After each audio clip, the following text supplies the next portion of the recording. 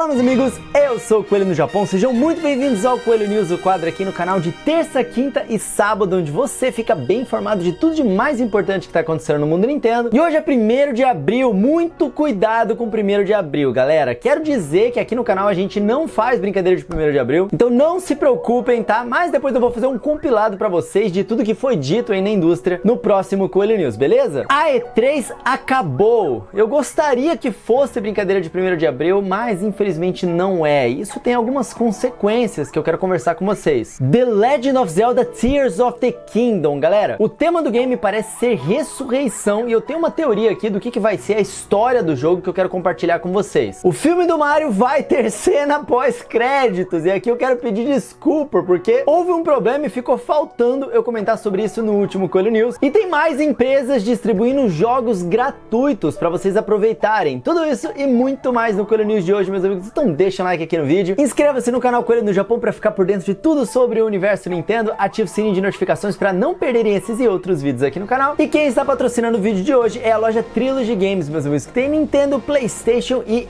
Xbox. Galera, eles já abriram a lista de espera para Zelda Edition do Nintendo Switch OLED, que é a nova edição baseada em The Legend of Zelda Tears of the Kingdom, tá? Vou deixar o Instagram deles aqui na descrição para vocês. Tem alguns cupons e páginas especiais que eles só compartilham ali no Instagram, mas vocês podem entrar diretamente no site que eu vou deixar aqui na descrição para vocês também, para verem as ofertas de Nintendo Switch OLED, que tá com um ótimo preço, Nintendo Switch Lite e, claro, os jogos. A Trilogy Games é a loja que tem o maior acervo de games Nintendo no Brasil. Tá querendo um jogo novo e a um ótimo preço? Dá uma olhada na Trilogy Games que rapidinho vai chegar na sua casa. Olha aqui, ó, Animal Crossing New Horizons, preço abaixo da mídia digital. Super vale muito mais a pena pegar a mídia física quando você paga um preço equivalente ou menor do que a mídia digital, porque a mídia física é sua para sempre. Eventualmente você pode vender ela se você quiser, trocar por outro jogo, e a Trilogy Game tem os menores preços, como vocês podem ver aqui, ó. Luigi's Mansion 3, Pokémon Legends Arceus, Super Mario Odyssey, tudo com preço abaixo da mídia digital, quando a mídia digital tá fora de promoção, né? Alguns desses agora estão em promoção, como Super Mario Odyssey na mídia digital, mas tá aqui, galera. Na hora de comprar um presente ou a sua próxima mídia física, a Trilogy Games é a loja ideal para vocês. Eu vou deixar o link aqui na descrição. Bora falar da E3, galera. A E3 foi oficialmente cancelada. Cara, isso me entristece muito. Mas antes deixa eu explicar para vocês o que aconteceu. O perfil oficial da E3 fez o anúncio diretamente da nova empresa que estava cuidando da organização do evento, que é a ReedPop, e também a empresa que organizava sozinha anteriormente, que é a ESA Entertainment Software Association, né? Eles anunciam que tanto a E3 digital quanto o evento físico da E3 de 2023 foram cancelados. Isso tudo aconteceu depois da Nintendo anunciar que não ia fazer parte da E3 esse ano, e aí a Sega, a Level Infinite, a Ubisoft também anunciou que não ia fazer parte. Inclusive a Ubisoft anunciou o seu próprio evento aqui, ó, para dia 12 de junho, que é a Ubisoft Forward. Eles mandaram até no meu WhatsApp ali um convite, ó, salve a data, vai ter grandes anúncios aqui. A gente não vai fazer parte da E3 esse ano, igual eles falaram aqui, ó. Embora inicialmente a gente pretendesse ter uma presença oficial na E3, tomamos a decisão subsequente de seguir uma direção diferente e realizaremos um evento dia 12 de junho em Los Angeles, a Ubisoft Forward. Estamos ansiosos para compartilhar mais detalhes com os nossos jogadores em breve. Então,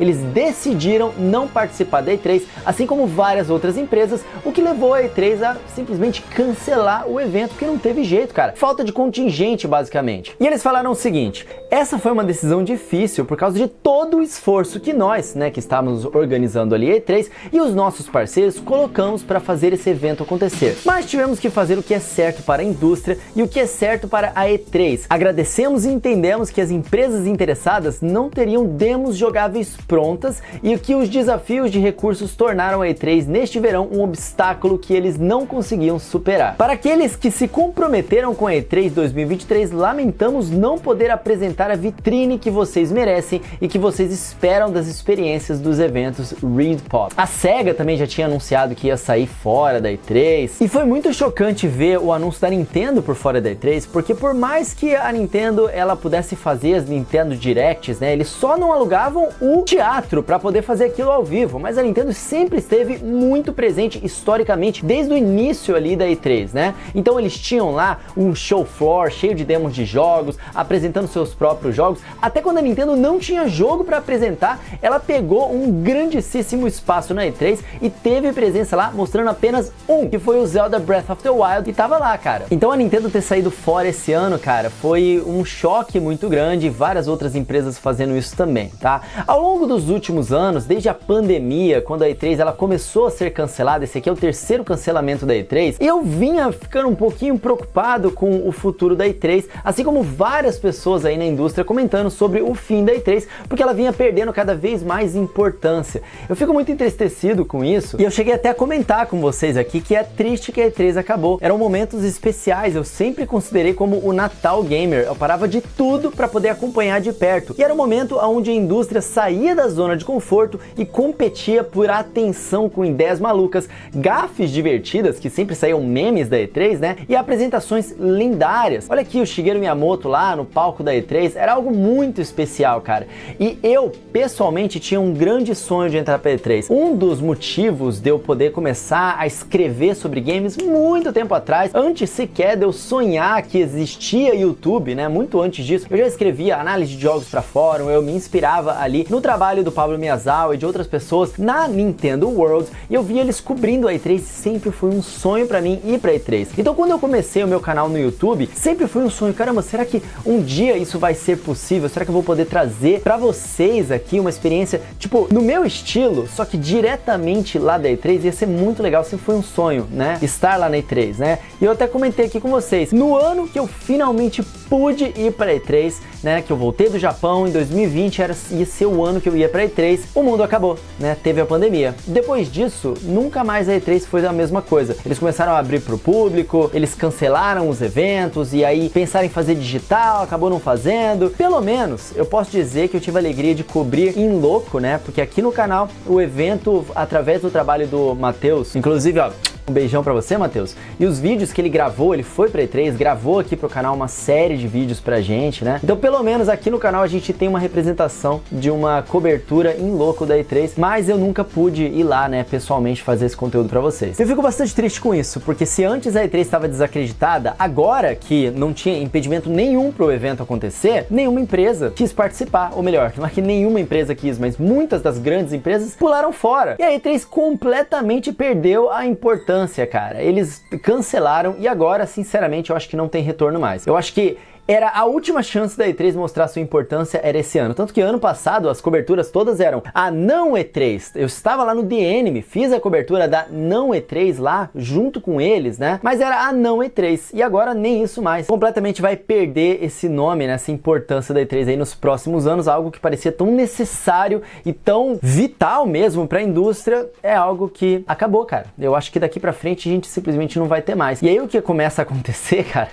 é o Jeff Keighley, que é o cara lá da The Game Awards, né? E ele começou a promover a Summer Game Fest por causa do cancelamento da E3. Esse cara, olha, eu admiro muito ele. Eu acho que ele é um cara que tem muita garra, ele corre atrás da parada que ele quer. Ele quer que o evento dele seja o mais importante, né? Mas ao mesmo tempo, mano, às vezes eu fico meio bolado com ele porque eu acho que ele não mostra respeito pelas paradas. A E3 é um evento importante. A história dele tá muito atrelada com a história da E3 também. E aí, ele aproveitou dessa oportunidade para chutar. Assim que saiu a notícia, cara, deu minutos e ele já tava lá. Olha, se junte a nós aqui pra saber o que vai acontecer nos videogames aí, ó. Dia 8 de junho, que era na mesma época ali da E3, ele tava fazendo o evento dele justamente pra competir mesmo, né? E aí ele começou a contar vantagem. Ó, é aqui que vocês vão saber. A próxima E3 é a Summer Game Fest. A E3 acabou, galera. Summer Game Fest. Já anota aí na data de vocês. E eu espero que ele consiga melhorar a Summer Game Fest pra voltar a ter uma importância e algo tão legal quanto é a E3. Só que ele não conseguiu isso ainda, cara. Summer Game Fest é um evento chato, sinceramente. Vocês acompanham isso, vocês sabem disso. Então é uma tristeza e eu acho que vai ter um impacto sim na indústria, porque tem uma série de empresas que são menores que não conseguem ter um holofote imenso, igual o holofote que a Nintendo tem, por exemplo, que a Sony tem, que a Microsoft tem, e elas entram meio que no balaio da E3 e fazem a sua própria conferência, ou fazem anúncios dentro de outras conferências, ou fazem anúncio dentro do chapéu da E3, ou elas simplesmente utilizam o espaço da E3 para poder poder ter contato com outras empresas e crescer ali os seus negócios, e simplesmente eles vão perder isso sem a E3. Eles vão perder esse holofote e essas oportunidades, né? Claro que existem outras oportunidades, mas é uma pena. Essa aqui era uma que era especial. Eu quero fazer um vídeo para vocês aqui com os melhores momentos da E3. Eu acho que amanhã aqui no canal eu consigo lançar esse vídeo para vocês, então fiquem ligados aqui, tá? Que vai ser um especial aí sobre o fim da E3 e vai ser maneiro a gente relembrar esses momentos. Então fiquem ligados aqui no canal. Agora, amigos, antes da gente falar ali da cena pós-créditos do filme do Mario, vem comigo e entra na minha mente que eu quero compartilhar com vocês algumas descobertas e algumas teorias sobre The Legend of Zelda Tears of the Kingdom. Não é exatamente uma notícia, cara, mas eu acho que vocês vão gostar bastante do caminho que eu pensei aqui, pelo menos pra mim faz bastante sentido, e eu quero fomentar uma discussão aqui nos comentários também sobre o que vai ser a história do jogo, que é a grande incógnita. A gente não viu nada da história de Tears of the Kingdom ainda. A gente só viu simbologias que ajudam a gente a conectar os pontos. Então, vem comigo, cara. Olha que interessante. Esse aqui é o mapa de The Legend of Zelda Tears of the Kingdom, tá? A gente consegue ver aqui pela altitude e longitude. E aqui, cara, a gente tem um símbolozinho que não é exatamente um símbolo de Shrine. E ele me lembra bastante um símbolozinho que a gente tinha em uma Shrine específica de Breath of the Wild, que era apenas a Shrine of Resurrection. Era a única Shrine que tinha esse símbolo aqui, que parecia uma caverninha, que era um símbolo um pouco diferente e que parece bastante com esse aqui que a gente vê em Tears of the Kingdom, correto? Olha lá, ó, Breath of the Wild e aqui, ó, Tears of the Kingdom. Parece um Shrine of Resurrection. E tem vários desses ali em Zelda Tears of the Kingdom. Eu tenho uma teoria sobre eles, tá? Eu vou precisar fazer uma viagem com vocês aqui e no final a gente retorna pra isso, tá? Eu ando achando que o tema de Tears of the Kingdom, ele tá sendo bastante ressurreição. A gente tem o Ganon no jogo, que ele foi revivido, né? Ou então ele tava lá preso e aí ele acabou sendo libertado, meio que voltou à vida, voltou ao seu poder. A Zelda, ela também cai no abismo e teoricamente ela morre, né? Mas de alguma forma ela voltou também, ela foi Sal, ela fala com o Link, né, inclusive nos trailers. Zonai, que são uma tribo que é mencionada em Breath of the Wild, mas está completamente esquecida, eles sumiram. Agora, em Tears of the Kingdom, eles ressurgiram, né, a gente tá vendo coisas Zonai aí nos últimos trailers. A Master Sword, ela também morre, né, ela tá completamente destruída, mas de alguma forma, na logo do jogo, a gente vê que a Master Sword, ela, de alguma forma aqui, através dessa simbologia Zonai, ela também está sendo restaurada ou revivida. E aí, a gente tem o lance da Shrine of Resurrection, né? O Santuário da Ressurreição. Me levou a pensar algumas coisas, tá? Se o tema for de fato ressurreição em Zelda Tears of the Kingdom, o Link, ele também mais ou menos é meio que revivido, né? Por aquela mão, ele vai cair, aí ele salvo, aí ele tá todo machucado, aí ele de repente tem um braço novo, tem novos poderes e tem até um visual diferenciado, né?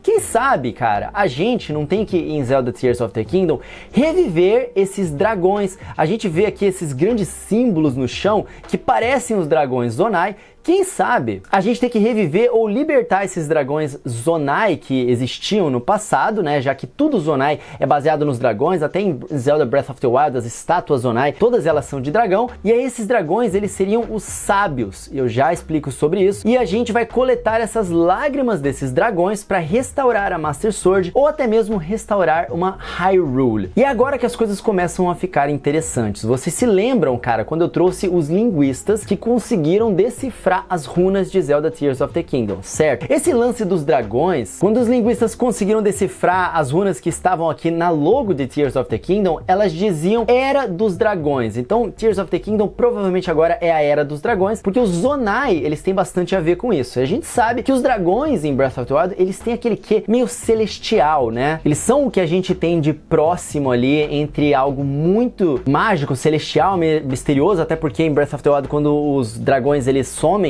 na verdade eles estão indo para o céu e eles desaparecem para uma outra dimensão. E aí esses linguistas também conseguiram decifrar as runas que estão nos murais que aparecem, né, nas paredes dos trailers e parecem indicar que os sábios, né, tá aqui ó, The Sages, a gente sabe que na série Zelda tem os sábios que eles são meio que os guardiões da Triforce, né, os guardiões da entrada do reino sagrado, do Sacred Realm, são os sábios. Nessas traduções, esses sábios, eles aparecem como sábios e às vezes eles aparecem também como dragões, dependendo dependendo da interpretação. Então talvez existam de fato esses dragões em toda a simbologia ali que a gente tá vendo. Os dragões em Tears of the Kingdom, na logo e tudo mais, eles têm esse olho bastante destacado com uma luz. Então eu acho que faz sentido essa tradução que eles conseguiram aqui sobre o olho, né, dos sábios e dos dragões. A lágrima vai ser uma lágrima de restauração. A gente ir atrás de repente de 7 dragões em templos, né, que vão estar abaixo da terra, que são tipo essas coisas que a gente tá aqui. De repente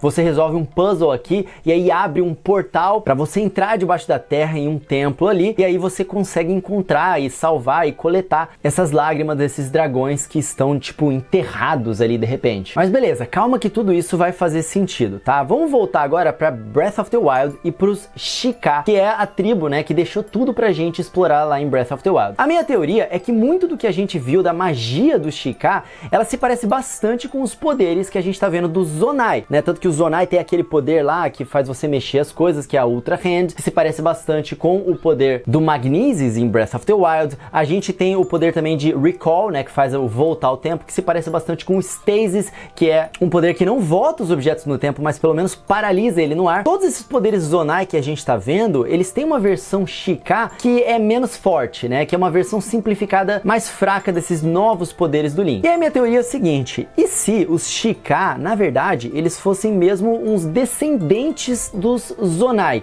A gente sabe que os Zonai, eles existem há muito tempo antes dos Sheikah, mais de 10 mil anos antes, né, de toda aquela treta que aconteceu na história de Zelda Breath of the Wild, que acabou destruindo tudo. E aí os Sheikah, eles construíram, deixaram enterrados ali os guardiões para que, se aparecesse a calamidade novamente, os guardiões pudessem proteger a gente dessa calamidade, tá? A minha teoria é que os Zonai, eles são relacionados aos Sheikah. Basicamente a gente sabe que a família real, né, de The Legend of Zelda, ela é uma família que está conectada com o sagrado, né? A própria Zelda, ela é uma descendente direta da Goddess Hylia, né, da deusa Hylia. Eu acho que o povo Zonai, que é um povo que tá lá no céu, né, que simplesmente sumiu da terra sem deixar muito rastro, é um povo que evoluiu tanto que eles ascenderam para o reino sagrado, o Sacred Realm.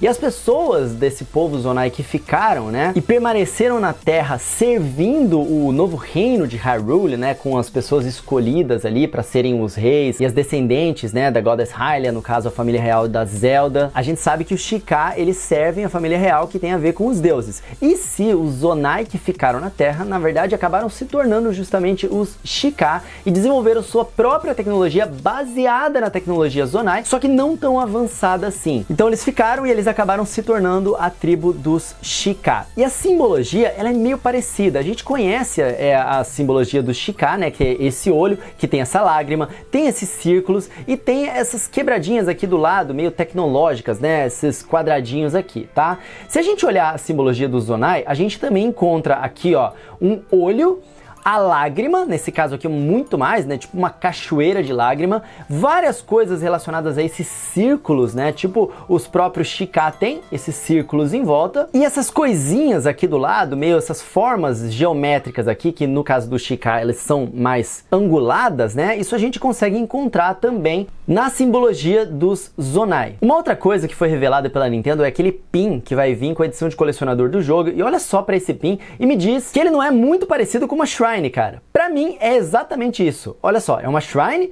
e o pin. É exatamente isso, cara. Um olho aqui no meio, um formato meio de Shrine. Isso aqui não é Sheikah, não. Isso aqui é Zonai. Então eu acho que o que os Sheikah deixaram, né, pra gente é baseado em coisas dos antepassados do Sheikah, que seriam os Zonai. Tem até uma nova runa, que é a runa justamente de Recall, né, de Zelda Tears of the Kingdom, que ela se parece bastante com a logo, né, que a gente vê dos elementos ali dos Sheikah. Então, pra mim, os dois estão conectados. E aí a gente sabe, cara, que na tribo dos Sheikah, eles tiveram uma divergência e parte das pessoas do Sheikah, eles acabaram se tornando maus, né? Eles não concordavam com a família real lá do reino e eles não queriam servir a família real e eles acabaram se tornando o clã Yiga, tanto que o símbolo deles é exatamente o símbolo do Sheikah, só que de cabeça para baixo, tá? E agora a gente volta para os Zeldas antigos. Repara nesse olho aqui que a gente tem dos Zonai, que são uma tribo que aparentemente está nos céus, e repara nesse olho aqui, né, dos jogos antigos antigos ali, mais especificamente do Zelda Minish Cap. Não é muito parecido, cara? E agora eu quero lembrar vocês aqui do diretor de Zelda Minish Cap, que é o Hidemaru Fujibayashi. Ele é o mesmo diretor, caso vocês não saibam aqui, ó,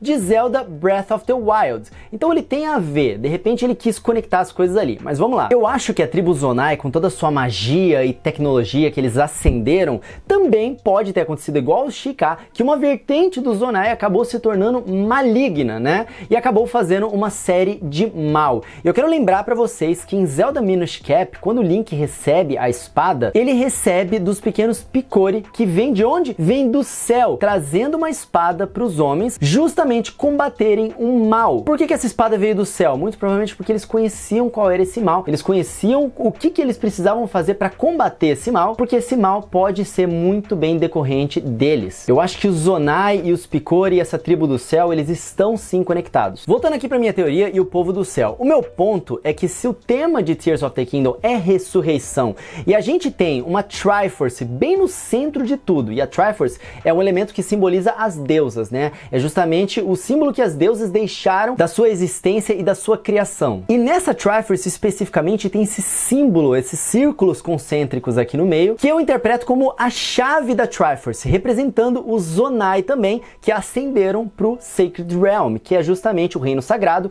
aonde a Triforce reside. Então é por isso que eu acho que o símbolo da Triforce está no meio de tudo, porque a história de Tears of the Kingdom, ela vai ter bastante a ver com os Zonai, que tem bastante a ver com o reino sagrado, que tem bastante a ver com a Triforce. E por que isso? Aqui nessa simbologia da logo de Tears of the Kingdom, a gente tem a Ouroboros, e daqui a pouquinho eu vou falar mais sobre a Ouroboros, tá? Mas Ouroboros significa o fim, que é um recomeço, certo? Em Zelda Breath of the Wild, a gente sabia que a Nintendo ela queria se afastar das convenções de Zelda, tanto que a gente quase não vê a Triforce no jogo. Eu já falei isso pra vocês aqui em outra oportunidade. Eu acho que Tears of the Kingdom a gente vai retornar às origens e voltar a falar da Triforce. Por isso o Ouroboros é um retorno à origem. De alguma forma a gente vai conectar Breath of the Wild, que se afastou disso, com Tears of the Kingdom, que tem completamente tudo a ver com o Reino Sagrado e a Triforce, fechando esse ciclo. Beleza, e a ressurreição? Eu acho que se o tema é realmente ressurreição, a Zelda nesse jogo, ela cai no buraco e morre, né? A gente viu isso no trailer. Eu acho que a Zelda, de alguma forma, vai ressurgir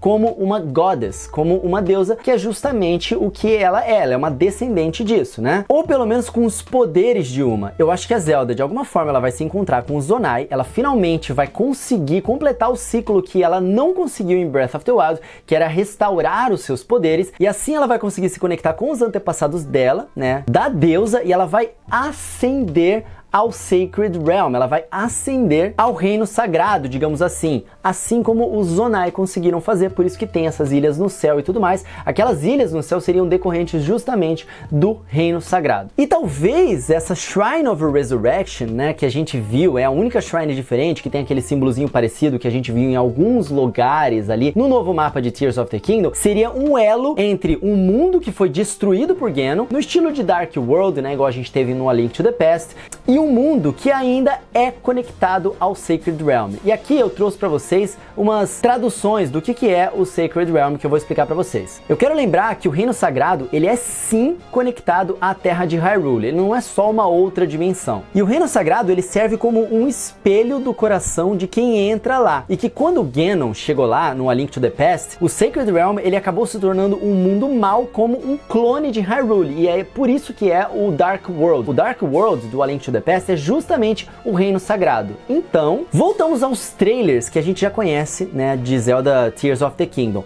Com o retorno do Ganon, agora super forte e tentando ascender novamente até o Reino Sagrado, né, até o Sacred Realm, que já tinha sido salvo pelo Link. E por que eu acho que o Ganon tá tentando ascender até o Sacred Realm e que eu acho que ele consegue? Porque eleva tudo, né? Ele eleva até o castelo de Hyrule pro céu. Quem sabe ele não tenha conseguido, mais uma vez, tornar Hyrule em um mundo de trevas. E a gente ainda não viu essa Hyrule, a gente só viu essa coisa ali do céu e tudo mais. E isso finalmente explicaria na minha cabeça essa dúvida que tá aqui durante todo esse tempo, que o Aonuma falou numa entrevista que a sequência de Breath of the Wild seria a mais sombria, mais sombrio até do que Majora's Mask, e nada que a gente viu em Tears of the Kingdom até agora é tão sombrio assim. Então eu acho que a história de Tears of the Kingdom, o Ganon vai conseguir destruir tudo, ele vai conseguir chegar até o Reino Sagrado, ascender até lá, tomar controle daquilo. O Reino Sagrado, ele é um espelho do coração de quem chega lá, ele chega lá com o coração impuro, e o Reino Sagrado se torna um clone ali, assim como aconteceu, meio que uma repetição. A gente tá falando de Ouroboros,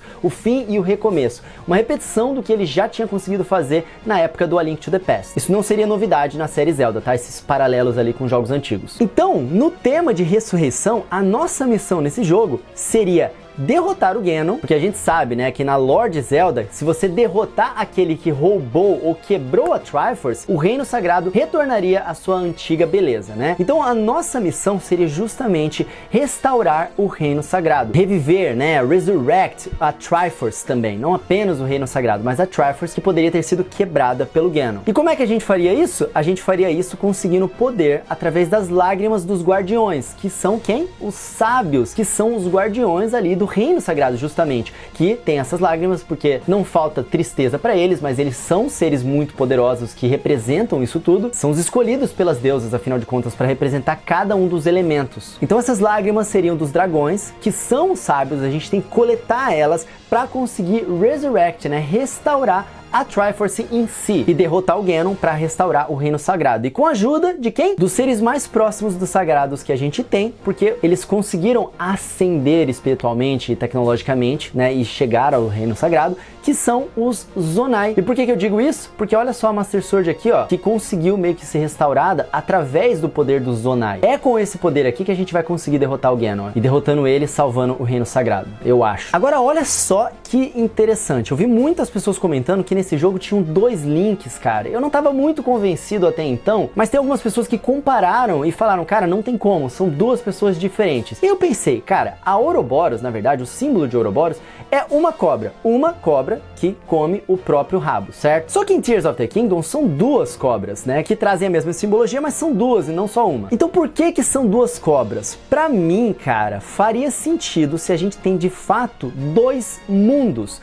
dois links, ambos trabalhando juntos para conseguir esse retorno às origens, que é justamente o significado de Ouroboros da Triforce. Um mundo que foi destruído pelo Ganon e se tornou o Dark World, assim como a gente tem em vários Zeldas, e um mundo onde as coisas ainda são meio que regidas pelos Zonai. E finalmente, voltando, né, para aqui, ó, o Shrine of Resurrection que eu falei para vocês no início, seria através dessas Shrines of Resurrections, né, em diferentes pontos do mapa, que a gente viajaria entre Sacred Realm, né, Reino Sagrado, e Dark World, o mundo destruído, o mundo do Link que perdeu. A gente viajaria entre Link que perdeu e o Link puro do Reino Sagrado, que na verdade remete aos jogos antigos, que ele nem se chamava Link, ele era o Green Hero, o herói verde. Através desses locais, que inclusive muito bem o Raoni falou aqui, ó, podem ser justamente esses locais aqui, que tem essas duas cobras, olha lá elas aqui, ó, que conectam, é o elo, né, que conecta essas duas coisas, e tá ali, ó, o Link sai correndo, já tem um outro Link meio diferente, esse Link aqui, ele está no Sacred Realm, então quem sabe aqueles locais são o elo, tendo assim, dois mundos,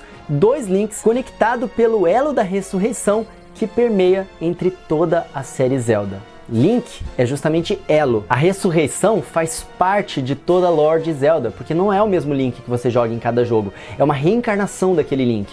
E Tears of the Kingdom ia conectar essas reencarnações de um mundo que perdeu com um Link que ainda tem esperança para poder ajudar. Quem jogou Zelda A Link Between Worlds sabe que os dois mundos estão conectados. Aqui, ó, Hyrule e Lorule. Inclusive, cada um desses mundos tem a sua própria Triforce, então eu acho que pode ter uma temática mais ou menos assim em Tears of the Kingdom também, onde um mundo vai ter que acabar ajudando o outro a se reerguer, se restaurar, se ressurgir, voltando assim ao início de tudo, que é justamente o significado de Ouroboros. Ufa! O que vocês acharam disso tudo, cara? Eu fiz bastante pesquisa e pensei bastante antes de trazer isso aqui pra vocês. Adoraria saber a opinião de vocês aqui. Imagina se a gente tiver acabado de decifrar o que vai ser a direção da história do jogo, cara. Tô louco pra saber, quero muito saber o tanto que a Nintendo vai se aprofundar ajudar nisso pra trazer um jogo pra gente com uma história fantástica que conecta o novo e o antigo que a gente ama na série Zelda. Eu particularmente acho que esse jogo vai ser épico. E que é uma outra coisa que faz a Nintendo conectar o novo com o antigo,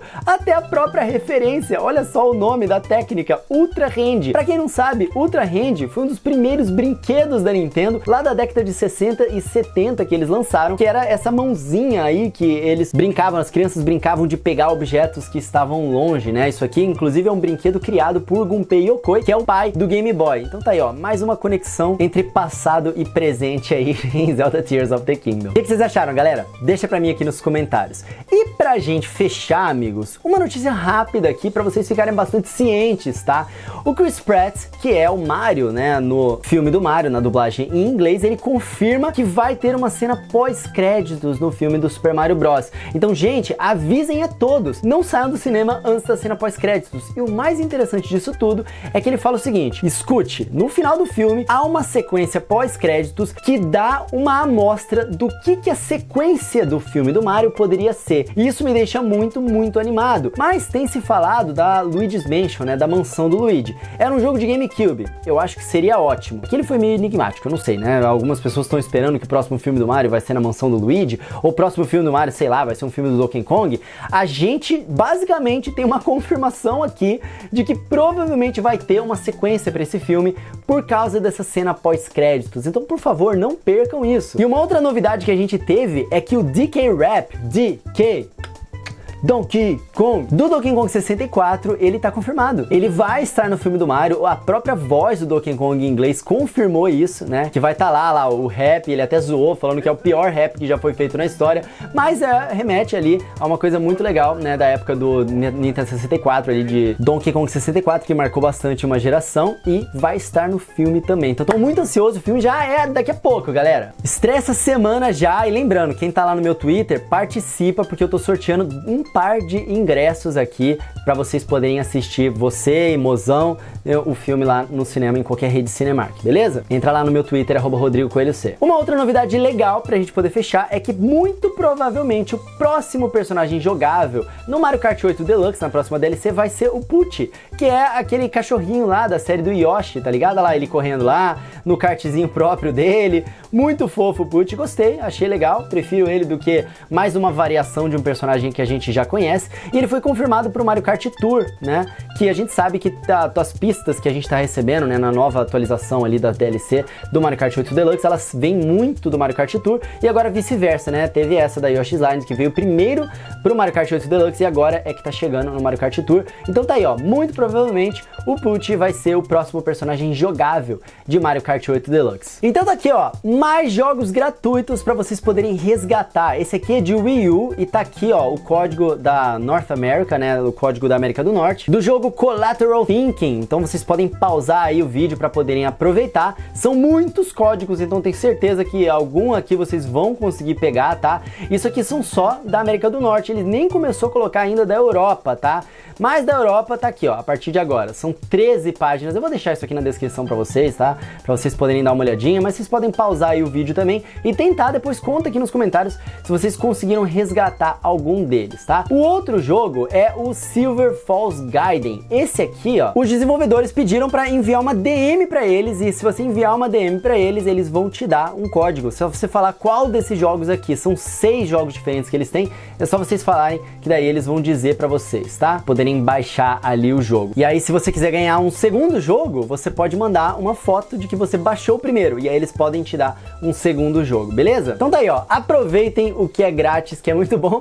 E esse, meus amigos, foi o Coelho News de hoje. Eu espero que vocês tenham gostado de trocar essa ideia aqui comigo das notícias e também das teorias que vem surgindo aí sobre Zelda Tears of the Kingdom. É um momento, às terças, quintas e sábados, que a gente tem para poder conversar sobre aquele assunto que a gente gosta, falar de videogame, falar de Nintendo, trocar aqui uma ideia. Muito obrigado por estarem sempre aqui às terças, quintas e sábados. Se você curtiu, deixa um like aqui no vídeo, inscreva-se no canal Coelho no Japão para ficar por dentro de tudo sobre o universo Nintendo, ativa o sininho de notificações para não perderem o Coelho News às terças, quintas e sábados, e galera, manda manda esse vídeo aqui para as outras pessoas que gostam de Zelda também querem saber de uma teoria. Discutam isso aí nos grupos de vocês e depois venham nos comentários me contar quais foram as conclusões que vocês chegaram, que eu vou gostar muito de ler, tá bom? Lembrando que o link da Trilogy Games tá aqui na descrição. Tá querendo comprar um jogo novo, quer pegar a pré-venda do Tears of the Kingdom? Tem lá na Trilogy Games. Quer entrar pra lista de espera aqui, ó, do novo Nintendo Switch de Zelda? Entra na Trilogy Games que vocês vão encontrar lá pra vocês poderem entrar, deixar o e-mail de vocês na lista de espera deles. E na hora de comprar um outro jogo, na Trilogy Games tem tudo que vocês precisam. É claro, aproveita e me segue lá no Instagram também, @RodrigoCoelhoC, é a mesma arroba que eu uso lá no Twitter e no TikTok também. Então me segue por lá. E eu vou ficando por aqui, meus amigos. Mais uma vez, muito obrigado por terem assistido. Lembre-se sempre, sejam gentis com as pessoas,